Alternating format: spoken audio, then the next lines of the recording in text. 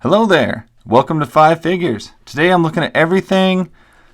Is all going to be from the Masters of the Universe Classics line, and it's going to be mostly villains, I think, here. I'm going to start off with probably one of my favorite ones from this set, which is Shakoti. I have a terrible time remembering her name. This was a character that appeared long after I watched the show. I mean, it wasn't one I remembered, but the figure itself is so absolutely gorgeous and so the aesthetics and everything on this thing is just fantastic. Definitely one of my favorites. She has pretty much standard articulation for this action figure line, and we're just going to go through the action or the articulation once, not on every figure probably. She's got a nice ball joint, which gets good range. They have an upper thigh or upper bicep swivel, single jointed elbows. They have a wrist rotation, and they almost all have that goofy thumb that sticks up. I don't know why they always do that. They just do. You always have a head rotation with some tilt, like a ball joint in there, but you're dealing with, usually on these, the hair sculpt is so extravagant that you'll be lucky to get much out of it. You get a waist rotation. You get single jointed knees. You get a rotation at the top of the boot or the calf, somewhere in there. There's always one. You get an ankle pivot, and I think you get an ankle rocker pivot too. Yes, you do. But I don't think that they all do that. Most of them, I think, just have pretty standard, just the basic swivel joint without the rocker. They have ball joints up at the top, and then they have this like weird cut insert, which is always hidden under like some sort of a rubber skirt or some sort of floating piece that comes over the crotch area, and it gives you a pretty good range of motion. I mean, it doesn't kick up high, it doesn't spread wide, it doesn't go back hardly at all. Well, it actually goes back pretty good. You do have a good range of motion. It just doesn't always want to stay because the rubber skirts do kind of want to move it back. But at the same time, it hides a lot of the articulation, and I'm not going to complain about it. I love these things. I absolutely love these figures. Yes, they're not the most posable, but you know what? It's posable enough for me, and I'm super thrilled to have them. The only thing I'll ever bitch about these figures is their price. These are expensive. They're pricey to come by. Some of them you can get cheaper than others, but not always. Next up here, we'll look at Katra. I got Katra before she started to get really expensive. Same exact articulation. You can see they hit the same joints in a different boot. It doesn't work quite as well, and she does not have the ankle rocker pivot because she was an earlier release. She comes with a whip comb thing, which is of course really silly but great. She came with a few other accessories, and she does have like an open like clawing hand, which most of the others don't have much of that type of stuff. She was from the She-Ra series. Shakoti, I believe, was from the New Adventures of He-Man, like the later one that had Hero in it. Katra was definitely from just the original She-Ra show. Once again, same neck articulation, but you get this massive hair sculpt thing that usually does inhibit that a little bit. Get some nice backside and a cape. And you got the Horde emblem blazoned, very boldly across her chest. Gorgeous figure. Absolutely gorgeous. Get her to stand. Alright, so this is going to be like a tale of two different Evillyns here. This is the Filmation version of Evillyn, but I'm going to start with this version of Evillyn. This is one from a later series. Clearly, you can tell she's grayer. Her hair is off. Her headpiece is off.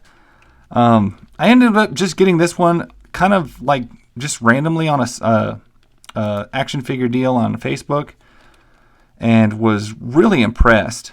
And I was just like, wow, I have never seen Evilyn look like that, but I like it. I like it. So I snagged this thing. It has all the same articulation. It is a later release, so it does have ankle rocker pivot. Sorry. Her cape is removable. She's just gorgeous. Easily my favorite Evilyn figure. I like it even better than the Filmation one. This thing is just a thing of beauty.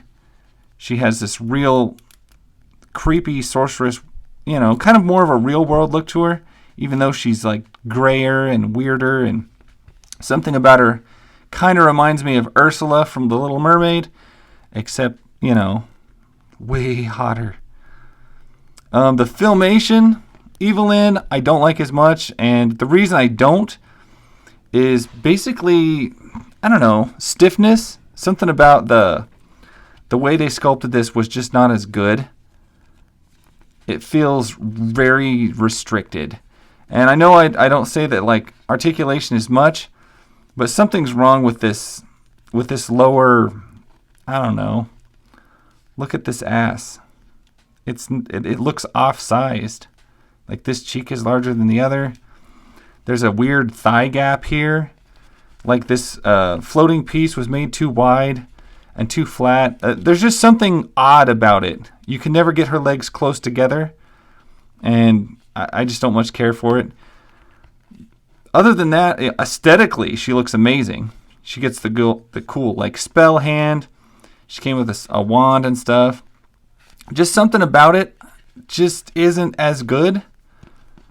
And considering, you know, she was actually less to get. And this face sculpt, I don't know, it's just a little too exaggerated and too large. I like it. I like the aesthetics of it, but it does have its problems, and I find that I don't like it as much as I thought I would. And I just don't. Anyway, last but not least, certainly not least, this is another character I was not terribly familiar with until the action figures. If I can get Katra to stand back up. Ugh. I might just lay these two down because I'm going to need the room anyway, because this guy's tentacles is going to take up a lot of space. This is Octavia, and this is one of the cooler engineering feats I've seen in a MOTU Classics figure. Basically, each tentacle just has a ball joint and a rotation on the back, and all of that is covered by the hair. But just look at this design. This thing is amazing. Her face is a combination of kind of horrifying but kind of sad looking too. She came with all sorts of crossbows and knives that could be held or placed in the tentacles. They're all packed away. I'm not digging them out. But this is a figure that I just had to share because it's not one that I remember this character. And so how would you know that there's a figure made? You got the same thing going on with the floating rubber crotch thing, but it's designed much better. This is an earlier release, so she does not have the anchor rocker. Ooh, you know what? I'm wrong. She does have one. It's just not built the same. It's not visible from the outside like the others are. Sorry about that, shakoti. Anyway, this is one of the more amazing pieces from this line that I had to have. I was super thrilled when I got it. It's one that, you know, you just see it and you're just like, ugh, I gotta have that. And it was one that once I got it, it didn't let me down. It really, the more I mess with it, the more I like it, just the better it gets. Some figures, you know, they look great when you buy them, and then a bit later you get them home, you're messing with them, and you're like, ugh, that wasn't as good as I remember, or as good as I wanted it to be. This one, color palette, just amazing on it. Range of motion, everything. She does take up a lot of shelf space, though, I will warn you.